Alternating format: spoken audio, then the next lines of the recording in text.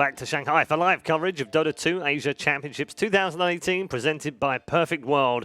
It is our final game, the 51st game. It's taken us that long to separate all of the teams, particularly in Group A. LGD versus TNC is our final match of the group stage. We'll have a gap tomorrow where there's a break for all the players and all of us here working on the event, and then we'll be back with the main event itself with the first round, which will feature, amongst others, Liquid and Secret in that first round. Neither of these two teams will be in that first round, though. They have a nice passage through to the second round of the upper bracket.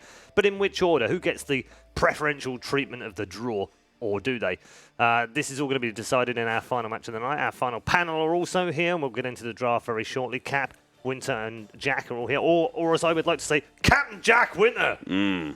Sounds like some sort of Pirates of the Caribbean baddie or something. Yes, yes. I have something to say. It struck me the moment that you actually said how many games we played. Yes. No Dota tournament should have 51 best of ones. Are you kidding me? Oh. Best of threes. Come on. Look. I'm just gonna look at this on the positive side, right? Imagine we'd had the same problem with Group B. That's all I'm saying, right? Imagine that had happened today as well. We'd have had 11 extra games in Group B, 11 extra games in Group B. We would be halfway through right now. The thing is it's the fact that it's best of ones that really gets me. If we were going this far and it was best of threes and everything, we could see the evolution of series and everything, I would feel a lot better about it. But the best of ones makes everything feel all frenetic and no one's really playing, I feel, right. And I don't know. It bugs me. Winner, you agree? Dota's a best of three game, right? That's Radiant and Dire. That's first ones. pick, second pick, so you deserve to get one game on Radiant, one game on Dire. Yeah. So yes. And most games go to the third game, which is a coin flip. So we might as well just coin flip for the first one and play best of ones. Yep, that's fair. God damn it, Paul. That's not at all how that goes. Let's get into the draft for the final game then. That hero's not fair. That hero has too many ultimates. TNC versus LGD is kicked off with double ultimate or treble ultimate, depending on how you look at it. Willow for TNC. So the counter to Willow is Blade Mill. By Blade Mill. Yeah, that sounds like a good hero to me. But the problem is still the fact that you have to counter the support. I should feel good. No. There's other supports you need to. Are we just going to do a Coddle Beastmaster again? LGD? Nyx is banned out. Bat Rider's banned out. So I guess if they do Coddle Beastmaster, you see the Night Stalker right away. 100%.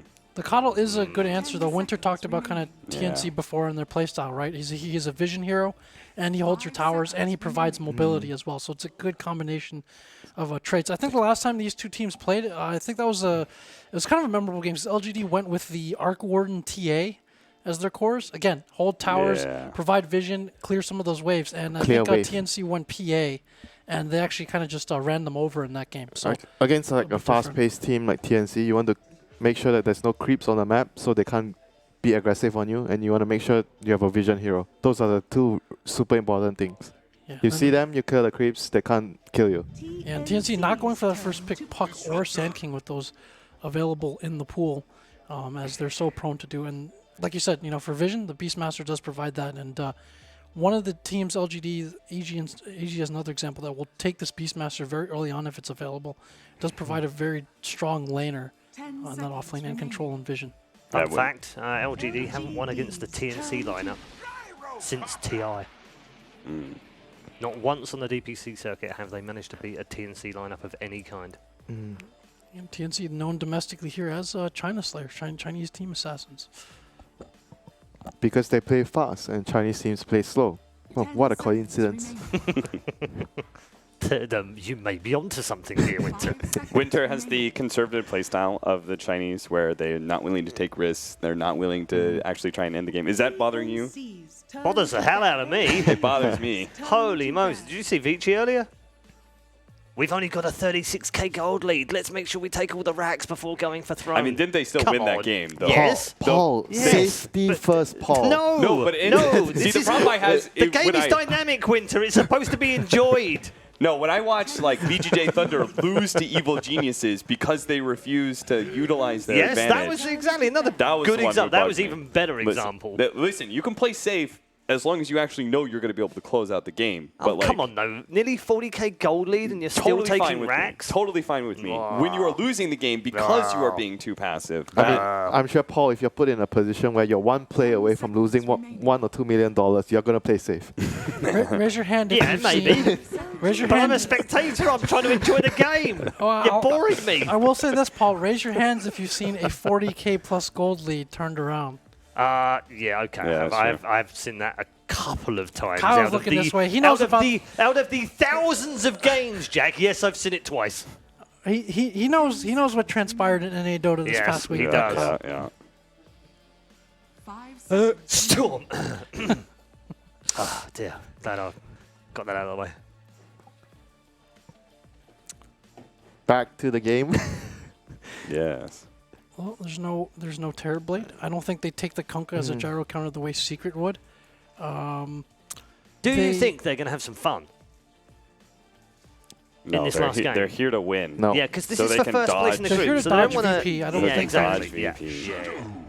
Oh. Eventually, by the way, because they won't play VP in the second round. See, I was telling them they should just flip a coin. But they might play VP in the third.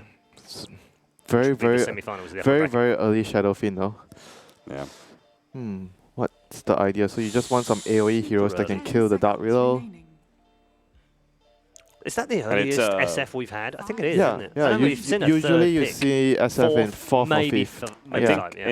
in Group B, we did have an SF third pick. Okay. But And I that- think it was in a similar situation where it was against the Gyro. The direct physical damage of the SF This came feels in kind of sense. good against Gyro.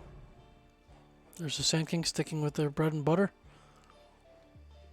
I mean, They've then had a you. lot of Sand King Willow, haven't they?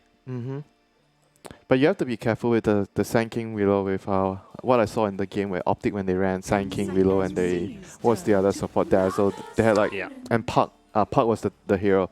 You have all these like utility heroes where you need to make sure you have enough damage.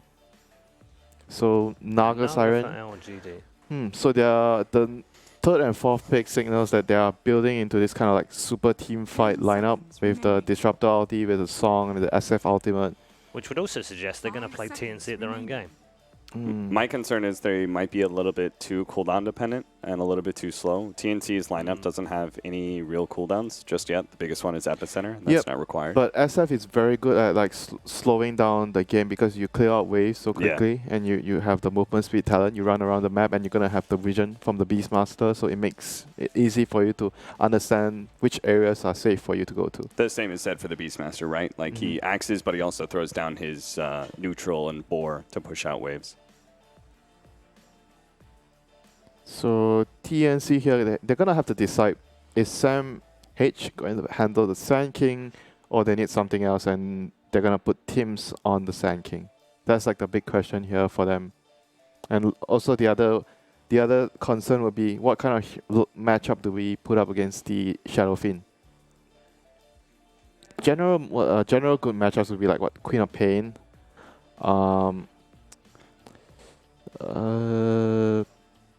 Puck's also a Maybe- pretty good matchup, but then their lineup would be like too much magic damage. I like the general tankiness of like a hero like Viper. Oh yeah, Viper's also a Razor. pretty good matchup. Oh, let's try. Track. It's a cool idea. Low cooldown as well. Puck was Is- banned anyway, so.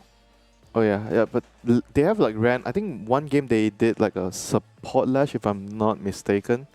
There was like one game in the group stages that they did that. And they probably wouldn't be a bad duo with Dark Willow. So it's possible. If it's going to be a core lash rack, I would actually really love to see an Abaddon or Omni Knight's ban from LGD for TNC. Just to give you something that isn't going to be threatened and can take off. It can play the front line and can also take off the initiation from LGD with the Roar. Or protect heroes in Static Storm. I mean, frontline there's always Underlord. True. Yeah, that's another good one. Yeah, they played Cuckoo on the Lashrak against King Gaming earlier on in the group stage. But this feels more like it might be actually a core lash. I don't know. I'm feeling core lash and Sand King, Dark Wheeler as their supports. Yeah, I think Core Lash wouldn't be bad with like a Yule Scepter, maybe a later BKB. I think it's a low cooldown hero. that just wants to, after he gets a initial laning phase lead, which I think the lightning spam might be enough to win the lane I'm not against sure. SF. Not sure. Haven't seen the new Lash against SF. Yeah. And the thing is, like, against the SF, if you're going to win the lane, you have to do it before level 5, right? Otherwise, SF just starts 1-2 raise. Okay, back to the jungle. Does keep LGD guessing as well. They've banned out a tiny. There's still one more way. It's like they have this Sand King as their off lane and they pick a Tusk. Yeah. So the Tusk and Lash will just keep killing the SF. Yeah, I like that idea of Tusk. But then their lineup will be like a lot of like single core gyro. The rest is all magic. Yeah, and you'll only have initiation, but you don't really have a strong frontliner if you did something like that. Which they are quite willing to sacrifice pretty frequently for speed, basically. Yeah. They're willing to give up that Like balance. Their drafts won't be so balanced, but they want to just play fast. Yep. That's been the story of their drafts, actually, of the whole day today, and so far in this tournament. TNC's turn to pick. Remove the Luna, rather. Do we have any ideas about LGD's hero? Maybe Morphling wouldn't be bad. Little slow. Then you have Morphling in SF though. Like Yeah, maybe it's too much magic damage and AoE and stuff. I think given the magic damage that's already there, I think Lifesteal was banned early, but I think the Juggernaut is a pretty logical pick. That's a good idea. Juggernaut is okay. Yeah, it's always good versus Gyro, right? Always decent. Yeah, you can always like get the Yasha, then you come to the early fights, Yasha into battle for you. Yeah. Possible option if the game becomes too fast for your team. Oh, it is going to be Support Lash. Support Lash. It is. Yeah. Sand King offlane, Dark Willow, position 4, I think. I think they've done well there because I think LGD thought that was not going to be a support. I think they thought that was going to be a core, didn't they? Because the tiny ban. Yeah. So it's for the lane, I guess. TA does well against SF. Yeah, they've disguised that one very well. It gives them a good roach taking hero, which can really make these faster lineups look unbeatable. I think a Troll's another possibility here for LGD. Again, it's something that Ame runs a lot. You're able to one-on-one these cores of TNC pretty well. So I think something like either Jug or Troll is a pick here. PL. You may now select your Okay, we've seen that a few times today. It's an Ame PL. That is a lot of AoE they're running PL against. PL is not good against their lineup. PL and SF, they both need a lot of space to farm though. They have a Beastmaster, right? And it's not like Naga Siren and Disruptor are very good space creators for you, right? They're great one big team fight heroes, but they're not going to be 10 minutes running around destroying the game. I think if the Beastmaster and Naga Siren dual lane doesn't crush, they're just gonna have such a hard time that they might just lose the game from there. Yeah. Okay. In 3 letters, who are you going for? TNC. TNC. TNC. Oh. Okay then, let's go to our commentary team for TNC versus LGD. Why do I feel like Jack is just jumping on the train? That was not the confidence eyes you look for, like TNC. It's also the wrong train to hop on, I think. Really? We're out to choose 3 letters. Disagreeing with the entire panel. I don't know how. The nerve swindles. It's almost like you're innate Dota. I mean, it depends on the TA. Explain Look, why. I've been preaching TA is good and underrated for quite some time, but if there was ever an SF player that understood the matchup, it's maybe. And once he gets like this Manta timing, PL is the counter to TA. When you add in a Beastmaster, a Naga, they have so much for refraction and they have so much tempo. And you look with a Lesh and a Willow support. Like, is this a thing? I feel like this entire draft might just get run over in the event they aren't crushing through the lanes. And I just don't think LGD is going to give them that. Yeah, they need to make it work. Like I was kind of like joking around with you a little bit that you should have like the SD working with the Leshrac. This would be like a really powerful old school combination, but a lot more powerful now with the new Shadow Demon. But in this case, like they have Sam H to work with Cuckoo. Like SK has still been one of the greatest influencing roaming support heroes in the meta currently. So you can be all for it as long as they can have a little bit of help. Tims can always rotate. He'll be playing that Dark Willow. That puts Amel onto the Templar Assassin. And then last not least, Raven on the bottom. As far as LGD's lineup goes, Chalice will be that offlaner, Beastmaster. They haven't fully revealed their lanes just yet, but it kind of is. Like, Arme's going to be up at the top as the PL. We'll see where the supports want to settle. Somnus will definitely be mid lane as the Shadow Fiend, because, hey, it's Shadow Fiend, and that's where you throw them for mids. FY is Naga, and then X Nova's Disruptor. I'm such a huge fan of TA, and I'm even bigger fan of Lesh, but I'm still not liking TNC's lineup. So maybe that says something about the heroes I think are good. Maybe you got to take more into account like the speed the TNC plays at. That was one of the things the panels was highlighting. With the Templar Assassin, you can move a lot harder, a lot faster, as long as you get like a half decent start in the lane, which you should have against an SF. I would agree. It's just that it's maybe. But if you, I'd like to see them help TA a bit, because I think you do much better in this matchup once you get that little bit of a head start. But if SF can secure early souls, you pressure TA pretty hard. I don't know. I think this matchup's like 70-30 TA, but a lot of mid players that I know think it can be 50-50 if even players. It's that point when you should probably be very happy that LGD didn't swap out the Naga for something like a Clockwork and then give that SF even more power in the mid lane. It looks like Arme is already taking a decent amount of damage up on top. It's Lightning Storm, and Burrow Strike from Sam H, which is just being more of a nuisance up on that top. Got to keep your eyes on all of them, however. Somnus can just explode once he gets up to level 3. Of course, Templar Assassin with the side blades and refractions always looking to chip down the SF with every single last hit that he can get. And then the bottom lane is even more fun, where you have another 2-on-2 matchup. That Disruptor is only barely... Has Cuckoo got another Lightning? Yeah, he does, but he's also taking damage from the Centaurs on the run. He can't Lightning again just yet. Actually, with the 3-1 charges, oh, they cut through the trees. Cuckoo read it. They keep the charge going. One more Lightning, one more attack. Cuckoo needs it. Juke it around. X-Nova. Yeah, there was no space to go inside that Fog of War. And Cuckoo is going to deny himself to the Tier 2 tower so he can go home and then just instantly TP back out again. What a player. They want to get back into the lane. Who cares about the shared damage? Oh, Cursed Crown. That's actually really going to hurt in the bottom lane. Chalice locked in position. Of course, it spills out the stun towards FY. He's got one of his own. That Rocket Barrage. So much damage with the Riptide from FY.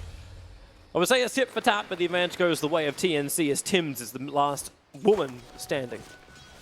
Not as bad as you would think, though. Kills early game just don't mean too much, and now they come back with full mana and health, and Naga Beastmaster just can continue to spam, although it looks like Naga went top, which is not so bad. You want to secure this PL's lane. It's very hard to lane against the Sand King. Well, if they can get the ensnare, SK's still got his Burrow Strike available. They're all kind of grouping up. That's why Sam H was looking for the target. Burrow Strike's down, doesn't hit anything real. The Thunder Strike damage, Sam H will barely live thanks to the one charges he had. So many abilities being spammed to kill him off. They just fed the beast. Should also flag, too, the fact that Somnus picked up a regeneration rune to come back into mid lane, which gave him just a little bit more of an advantage against Darmel's TA. All right, again, kinetic field is up, but the damage is high. Cuckoo stands his ground. The lightning damage. He got Fairy Fires. FY. He could survive. Sam H wants to finish a Burrow Strike in half a second, and now through the trees needs a good target and found it. A double kill for this Sand King. TNC just continuing to get 2-for-1s in the side lanes.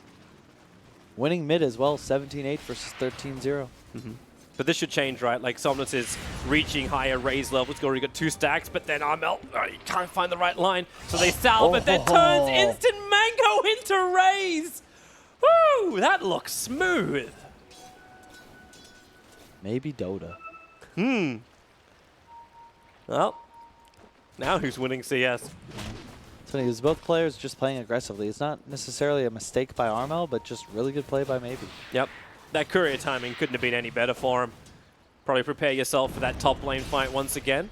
Lashrak stun going to miss on Arme, so we could try and turn this around. Meanwhile, on bottom, it was Tim's to pick up Chalice, but Arme low on life. Sam H, another Burrow Strike available, but here comes FY. The Lightning Storm means that it is the PL that goes down. No extra Burrow Strike, but these bottle charges of Sam H needs to go refill them. The bounty runes are coming back up again.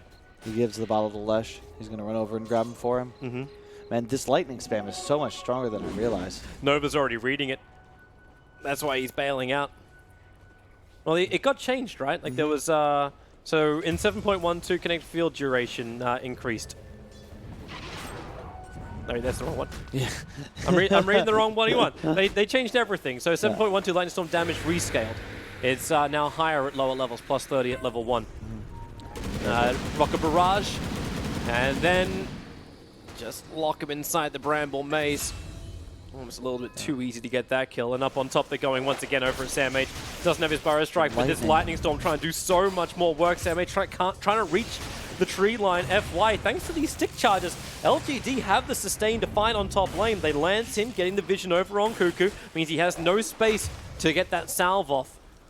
And LGD, now they're the ones getting the better advantage. And this is just a brawl. Love it. TNC games in a nutshell. They're also out to a pretty good start. This is the sort of lead TNC needs to kind of run away with this game. It was very important that they win the top lane and that they didn't let the Beastmaster snowball. And I think they've killed him, what, 3 times? Like, top lane's going great. Oh, even say goodbye to top lane. They moved off to use the Shrine. So Arme, oh, maybe say not goodbye just yet. They're pinging the back one. It's like, well, you're pinging the wrong one, but a kill is a kill. You still killed the right one. The lightning spam is insane. Sentry wards are down. Almost getting the ensnare on mid. That's a little bit too far out of range. I think the track is, like, eventually she has to run away. Oh, okay, maybe not. Burrow Strike into the split earth, and then no follow-up. Arme still got 1 charge as salve as well as Tango, so they're not really going to burn through his regeneration. But they want to get the 6-minute stuff. Somnus, Curse Crowns on him. Tim's ready to come back into the fight, and they just do this nice little bit of damage from range. But back up on top rune, it's Sam H on the runaway from LGD, FY as well as X-Nova. Those 1 charges, not to mention the block he was getting from the infused raindrops. Just let him live long enough to get the extra stun in, and giving Cuckoo now the kills on top lane. He's got 3-3-3 at the moment for Lashrak. Force X-Nova further away, and then he can back off for the bounty rune. He's having a great game, but not as good with the TAs. It's like completely free game for TA. They already have a sentry down too to prevent dewarding of his traps.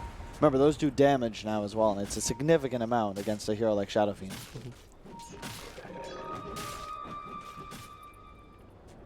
All right, back up to fighting condition. This bottle is just, it wasn't the most efficient move. Like Sam H jumped, like TP'd in with the bottle. Cuckoo was next to him, didn't give him the extra charges. Nice dodge away from Arme with Doppelganger. But they just keep giving more and more regeneration to this Lashrak, so we can keep spamming out the lightning. With a 2-0-2 build, Somnus, real trouble. Cuckoo moved in with the lightning spam. Armel's last attack with the side traps could do the work, and they chase down FY. There's another trap to trigger. Split Earth in 1 second time. FY under the tower. They won't even need it. With the Mel Strike, FY loses all of his armor, and now it's onto X-Nova. Cuckoo, not a lot of life to work with. He had the damage from that lightning storm, which was doing way too much. But X-Nova, if he goes down, this could be Armel grabbing a triple kill under the tier 1 tower. Man. Oh boy, that's feeding even a bigger beast. A Templar Assassin with momentum, you never want to face that. I'm starting to regret being a hipster and going away from the panel because I should have believed in my Lesh and my TA because they're making the heroes look as good as I thought they might be. Middle lane Armel might be in trouble. They have no glimpse available, and the wall was very, very late from X-Nova. The traps are just so good. They're going to give vision throughout the entire game. You farm waves with them, and these squishy heroes on LGD, the Naga, the Disruptor, the SF, like they just die once they get dove a little bit with Refraction. Should also flag the fact that, like, for all these kills that have been happening, the Gyrocopter's been on the bottom lane, just basically free farming it. And thanks to Tim's aggressive ward, they see Chalice. The homing missile is way too far away, but this Gyrocopter's basically been having a free lane on bottom. There is little to nothing the Beastmaster can do. And middle lane, Somnus, glimpse back, but the attack was already in animation. And Somnus will fall. They're trying to help, but they're just not fast enough. There's no instant disable to control up the TA. Everything is projectile or time-based. I'm not so sure this matchup is anything close to 50-50 anymore. Burrow Strike up on top. Split Earth follow-up as he goes Lightning, then the Split Earth. He knows Doppelganger's available for Arme. Sand King a little bit too deep. There's your jump away with the Epicenter. Arme, he's salving up in the tree lines. They couldn't get the damage onto him. Sam H misses on the Burrow Strike. Now Cuckoo back in again. Will need a Split Earth to create some space. Somnus has moved in, looking for the race. He's trying to position himself correctly. Now he does so. Sam H will fall. And Lashrak, rooted over in the tree line, has a couple of 1 charges, but knows he's dead. One quick Lightning just to remember him by. But a quick rotation from Somnus helps secure 2 kills on top lane. But they lose their tier 1 tower in mid. I was about to say the same. We saw this in the previous games. They really only care about Armel and Raven on TNC, and they're just making space as those heroes accelerate, push objectives, farm waves. Who cares that they die under tower? They're forcing all these rotations and making tons of space. the sacrifice that you're willing to make. Team players. Team pressure is as well. Like, that's the beauty of Leshrac, right? He gets like 1 point up in Edict. It's not even a point in Edict. If Lightning really is this all-powerful thing, which he did, he put the 3rd point into the Lightning, they can just clean the waves. Caustic Finale, level 2. Lightning Storm, level 3. There's just so much pop damage that continues to go through the waves. Smoke Gank from Somnus and FY is going to fail. I actually pinged looking towards Roshan, but it was Leshrac on the hill. SPL is so far behind now. I feel like a lot of this has to do with the laning matchups LGD chose. I don't think you wanted the PL against the Sand King the whole time. I think they could have pressured the Disruptor Gyro lane a lot. Instead, there's a Beastmaster there who gets zoned completely for the most part. He's also a Beastmaster that created a 2.5 stack was left behind. And Gyrocopter just farmed it up while farming the wave and harassing the Beastmaster himself. So, things not going their way. Smoke Gang from TNC hunting for a target. Somnus is in a good position. Now a bad position. The jump in with the TA trap. Meld Strike. Split Earth. It connects. And that's goodbye to Somnus. Wow. Not So even clean. a death ultimate for him. Ensnare? Okay, well that's going to be off target for him. As that Blink Dagger for Templar Assassin is already up and running. They'll glimpse him away and into the storm. Call down from Raven, tries to create space, and that flat cannon damage is hitting so hard in X-Nova, and TNC, it's kill after kill. The cursed crown, the one that Nova is wearing, will bring him down.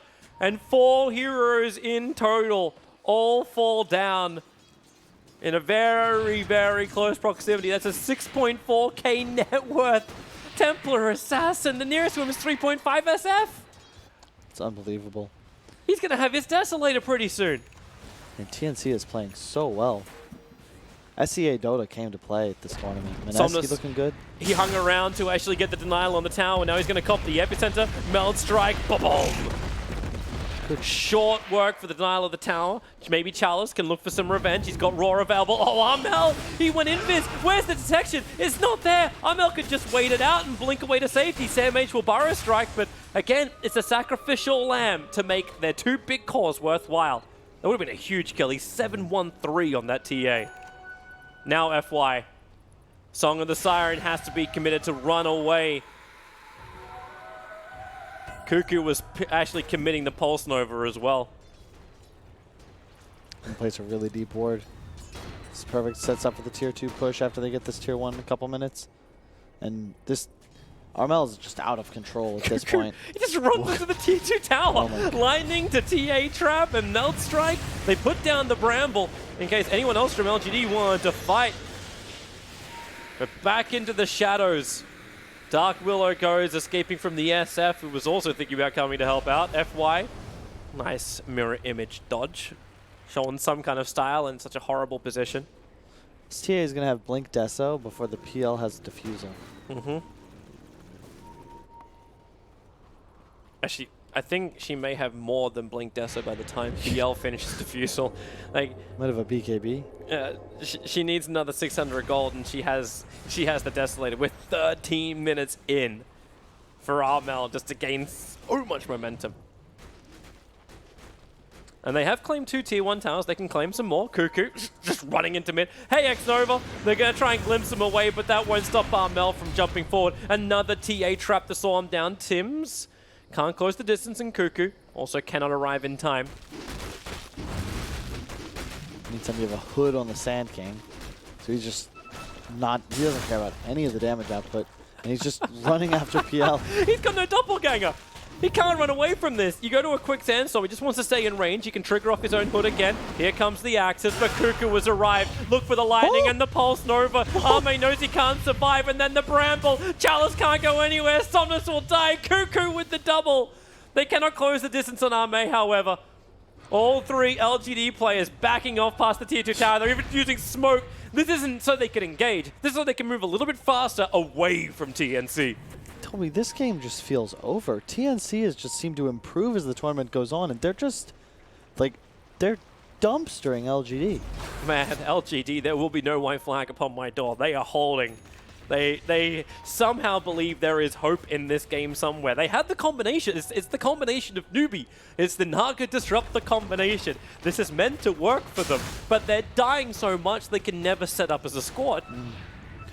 The TA is just out of control, and this is what happens with this hero when you get this strong. Pretty soon, his traps will be able to one-shot waves, and you can farm waves, ancients, so quickly that you're going to be like 1 or 2 items ahead of the enemy team for like the entire game, and not to mention you can just 2-shot supports. Oh my god! And you just got a double damage rune, and the Observer Ward watched all the rotation down to the bottom lane. That's a Roche right there. Yeah, it is. They're not even caring about the tier 1 tower. How many times have we seen a trade-off like this? A tier 1 tower for Roshan? Sure. But the Desolator, the courier got sent back for some reason. It's coming out in the courier now. It's got the Yasha. It doesn't. Hang on, who was that owned by? It's owned by Raven. So Desolator arrives, damage goes through the roof, Tranquil Boots as well for Dark Willow, of course, why not? She's already got a Hood of Defiance, a Veil of Discord, so that's going to amplify the damage. And if LGD come and fight this, they're begging for it. They're begging to die. Even this SK didn't even go Blink Dagger. He's got a freaking Fit Booster with his Hood. Yeah. Like, they don't have enough damage to kill him. He just finished up a Vanguard. Is he just going to build a Crimson? He might. They don't really need initiation. They just need the Sand King to stay alive. He can just stun in and tank the damage. So this Sand King is kind of playing the same roles we've seen like Pit Lords playing, where they get like the pipes and the Crimsons, and then you just push high ground before the enemy team can be ready for you. Sounds about right. I mean, once they get the Sages, what's stopping them? Nothing. They're going to smoke up, 4-man smoke, away from any Dire vision, of course, because they can't cross the river. Dire have scanned. I don't think it actually pinged positively, however. And TNC have just ramped up the mid. LGD knows something is awry. They know TNC are just out for blood, so they smoke themselves, but here comes Sam H. Burrow strike forward, cops the Roar, Song of the Siren from FY, wants to reset, but then a lot of this damage doesn't work. They're just trying to get themselves out of the damn Bramble Maze, but they can't do it, but they get the double storm. Armel caught with Tims, they didn't have the BKBs. LGD! Here they come, down the mid. They've got the damage this time until they've lost all the heroes. Raven had the high ground for a moment. I'm like, yay, we can have a close game! But no. Arme's still on the run. Homing missiles off cooldown in half a second time, but it won't matter. Raven just runs him down, and that is 4 heroes from LGD pushing up the daisies. When they get Armel, but then there's Raven, and wow. There's the optimism at the end of the you night. you almost gave me hope for them, Toby. You're so excited, but that's what it's all about. You got to believe in the underdog, but I'm also loving the way TNC's playing. This new Lightning build, I usually play it with Edict, but this Lightning change, like, he's just, it feels like there's purple lightning bolts everywhere, and he's just cleaning up house. Hey, there was question, right? Question of if this could work as a support. And right now, Cuckoo is more than proven it. Of course, they are running a very high momentum style lineup. They're running that run at you top lane approach. Now back in for Roshan. No Song of the Siren for 80 seconds, so very difficult for LGD to contest this at all. And the Psionic Trap to set up, and Templar Assassin is a beast. And now Templar Assassin will be immortal. Aegis the Mortal goes to her.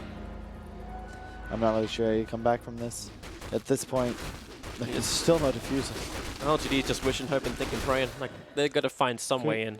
What's the what are the win probabilities? That's what I gotta know. Win probability? It's not good. I'm not gonna lie to you. It's not good. 91%. Or I should say 9% for LGD. I don't even know what the timing they can really look for is. They need a huge song into like a 3 or 4 man disruptor ult before any BKBs come out. It's like BKB for Somnus, right? Like that's the only thing that's going to allow him to stand in the fight. But he still needs max souls. But he hasn't sat at max souls for a long time. And I think if you're TNC, you just group up, Can get the you remaining just, towers. Like you just song like they called the TA really nicely. Like that song into Disruptor ulti. If you have that follow up of the Requiem, this is LGD's bread and butter. This is what makes this combination work and what creates space for the Phantom Lancer to do something. He at least has his Diffusal Blade now, so this is an upside. Downside is they're losing their tier 2 tower. It's the last remaining outer tower gone by 19 minutes in the game. They are looking for a rebuttal with a tier 1 tower in mid. Not seeing any TP support. X-Nova is kind of waiting for it as well, but they don't want to. You know, TNC, it's all about the high ground. It's all about the tier 3. It's all about taking that #1 position and getting the opposite side of the bracket to Virtus Pro. They're still showing middle too, so this gives TNC time to set up and posture around this tower. Level 1 Edict push. They might look to fight this. Somnus has arrived. Sam's trying to hide in the tree line. Starts with the Burrow Strike. Right now, all TNC want to do is just finish off this rack. So PL, he's slowly taking this tier 1 tower on top. They throw out the Bramble once more. Beastmaster getting caught. Another Burrow Strike. Roar is out. Somnus real low. Armel jumped in, hit him so damn hard. Finally, this tier 3 tower will fall. The PL is still refusing to come back. He's almost finished the tier 1. Fortification was delaying that TP back. But there's the jump forward. Song of the Siren, prepping up. They've got the Lashrak, they've got the TA, but they haven't got the backline. Tims, he can just send them all running away, and he did it. He kept the Disruptor out of the play, but Disruptor still got his combination off. It doesn't really matter. Aegis Immortal pops. Armel's back into the fight, hitting right into FY. Doesn't have a target on him. Needs to deal with Arme. Instead, this Mana Burn is so brutal. He may have to hide inside of Mel for half a second as Sam H lets the epicenter create a little bit more distance between LGD and TNC. But they're in trouble. Without the Lashrak, without that control. Okay, you do have the Ensnare. He's outside the wall. All right, glimpse back in. Burrow Strike's available. Sam H, well, that was optimistic. Dies in front of all of LGD. I mean, a little optimistic on that dive, but I like the way you can see the item build that Tims went for, just paying off where, or sorry, Sam H. He doesn't want to blink where he just kind of be waiting on the outskirts. Instead, he just positions himself between his team and the enemy and just sets up kills, sets up good stuns. He doesn't actually need to be blinking in. He can just stand there and safeguard his carries. I'm kind of surprised that he didn't actually spend any more of his money before death. He's sitting on 1,600 gold right now. So maybe he's still thinking about going back into the Blink Dagger. So it's not going to be finishing up the Crimson Guard. But yeah, here's that start. The Meteor Hammer, the lockdown. I thought Terrorize actually from Tims was going to go onto the LGD players inside the wall. I think it might have been able to. I'm not sure if Terrorize cast range can outrange Song, but I think he can also interrupt the Meteor Hammer initiation too. But it was that interesting kind of play. We come back live now. As the advantage is still 17,000. The probability got better after that fight. It's now only 87% chance that TNC will win this game. Yeah, just wait till the Gyrocopter finishes his BKB. There it is. Yep, TA's finished his. Now you're at a point where as long as you get your spells off on TNC and commit to a fight, even if you get roared on somebody, even if the Beast Meshes on top of you, I'm pretty sure, or the PL rather, I think you just live through it and continue fighting. Well, the PL's pushing top lane with FY. Trying to Meteor Hammer and just force down this building as best as he possibly can before TNC are ready to push through bottom, but they're coming again. I don't think TNC want this game to drag on at all. They want kills, kills, kills.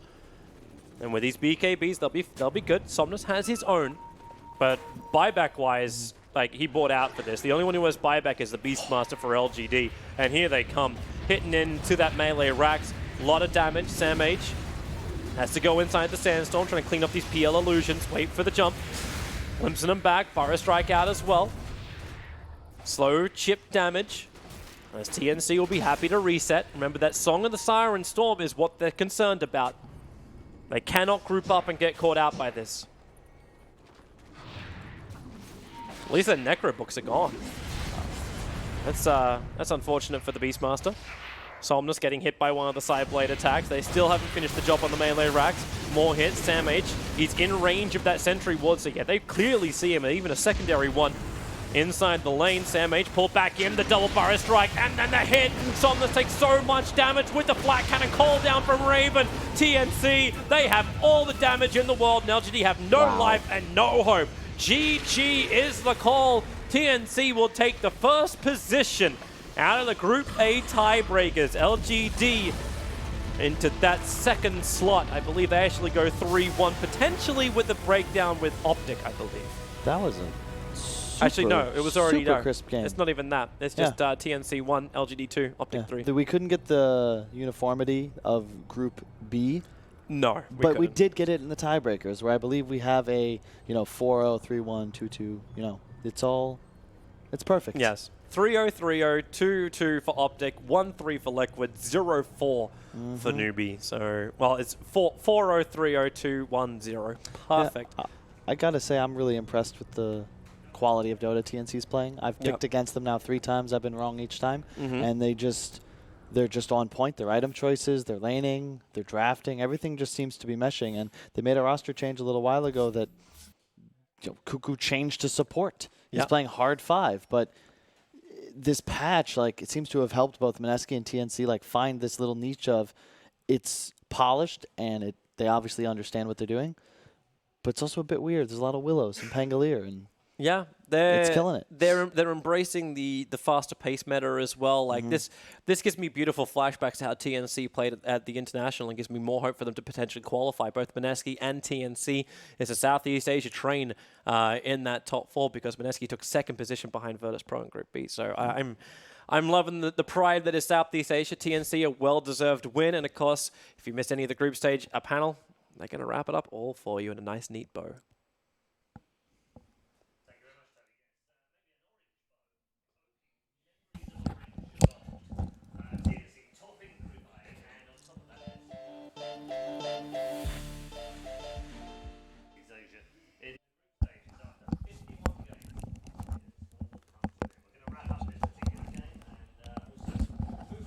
Bit about the next stage as well, gents. It's been a fantastic run for TNC today. When you think at the start of the day they could have been in a match to stay in the competition, with OG. That's what they could have been had they lost this morning. Would have been playing off, and here they are going 4-0 in the tiebreakers. They won 5 games straight today. Yeah, they've been unlocked. They just went in at it today. I think that TNC played some fantastic Dota today. I thought the draft was very good to wrap up the entire thing. And honestly, it's like so fun to watch. They're very like run at you play style. Felt like LGD had no breathing room. No, we were watching it together, and there were moments, weren't there, where we were just like, "What are they doing? They're crazy." Yeah, the part where TA and the Leshrac go for this weird kind of smoke gank on an SF. And they kill the SF, and then 3 heroes. Done, move away. Yeah, 3 heroes from LGD show up, and they're like, "All right, let's go." This 2v1 gank is now turned into a 2v3, and we're down to fight. But they trust their teammates. They trust the rotations that are going to happen. Those rotations did occur. The gyro came in, cleaned up the team fight for them. It all starts with a strong laning phase, though, right? It does. Winter, explain to me how this team have gone from the verge of elimination in one day to winning 5 straight games against world-class opposition. They understand what heroes are really, really strong right now. The Lash, like I think Carl mentioned it a few times during the game, this lightning build on Lash is just absurd. Like how much damage he's doing as a position 5. How can he be killing the Shadow Fiend? He had arcane boots and he was running in and killing the Shadow Fiend. Arcane boots. Their support Nyx Assassin looked really good in some of their series as well. It really does feel like TNC, they just kind of something clicked and they started understanding something about the heroes in the patch. Jack, the problem with this is that inevitably people are going to be like, "Nah, don't read too much into it. It's best of ones. They got a bit lucky with the fact that Pango came out and the patch came out mid-tournament. It seems to have suited both the SEA teams. It's best of one. It's group stages. Don't pay too much attention to it." So is that true, or have they got a genuine shot of getting some DPC points here and going far into the tournament? Well, I think at the very least you could say that it was a really good day for them. They caught fire at the best possible time to do that. There's different ways to look at it beyond that, because one is the fact that they're playing so well means that teams are going to pay more attention to them and study them a bit more. Sure. But at the same time, like again, if this is their play style and they had run up into a wall occasionally against some teams who either drafted or found ways to slow them down or punish them for it, and they seem to be finding more answers and adapting more in these later drafts that we've seen, that's definitely a good sign for them and to continue to be able to play the way they want. Tim, 7-0 and 10. There was a support Leshrac in this game that went 7-6 and 15 as well. And Armel 9-2 and 8 just to stand out once more. The other 2 players also picking up 10 assists in the middle of that. Just all-round good game. Winter, how do you pick out an MVP? I think Sand King was the MVP. Yeah? He chose the right item build for the game, like the perfect item build for the game. Doesn't need the dagger this game because he understands that their draft is lacking a front line. This is like what Jack mentioned earlier during the panel, where sometimes you see them sacrificing certain aspects of strategy in their draft to ensure that they are able to play this fast-paced game. So they're using itemizations to to patch up the holes they have in the draft. Yeah, super smart though, isn't it, Kat? Yeah, absolutely. And because we looked at it, wasn't it? And it was a bit like disjointed, and it didn't really fit together too much. Oh, look at that! Very cute. Oh, I wish people would stop that. using that ESL One New York picture. You don't like that one? I look like such a goddamn goon. Quite like that Look, one. they got nice pictures for Lacoste and Toby and Owen.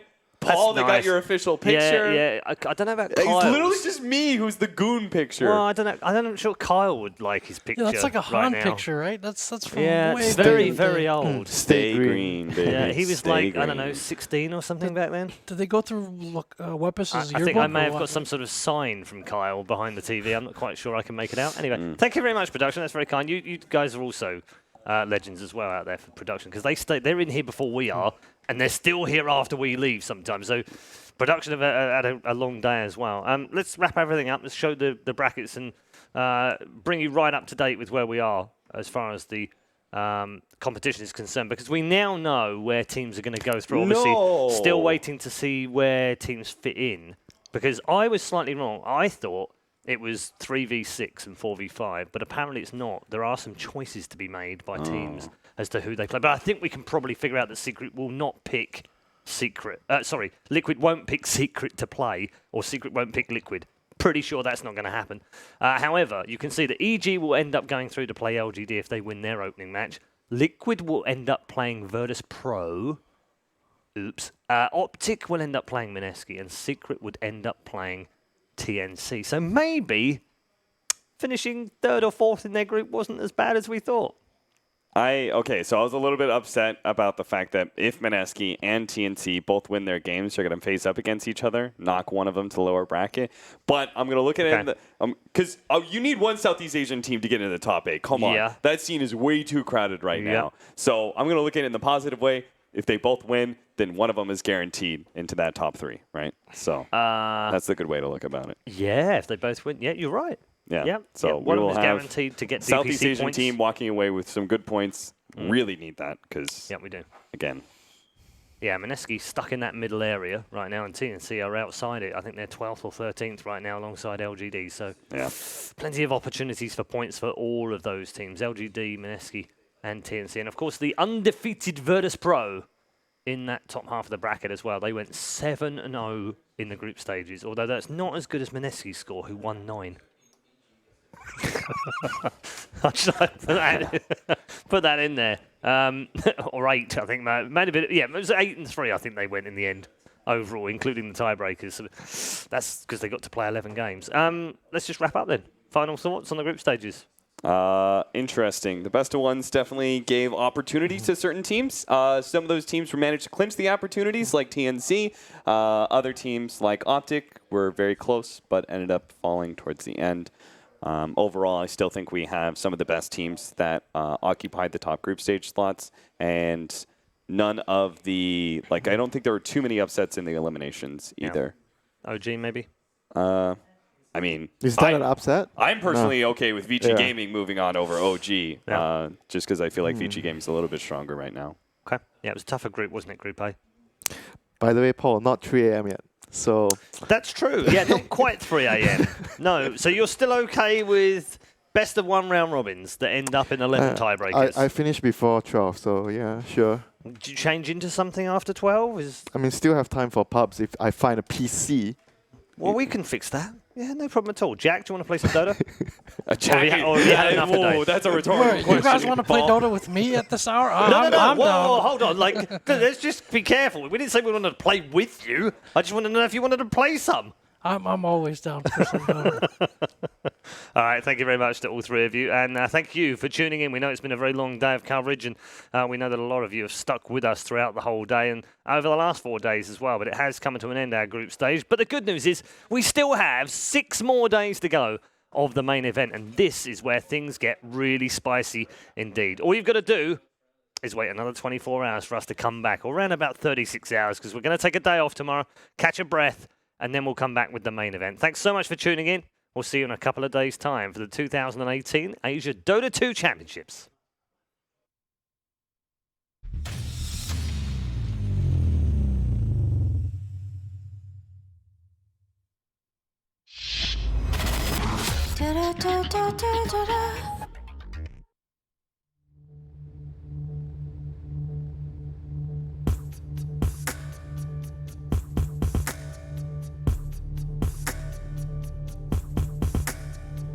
I know the streets like you know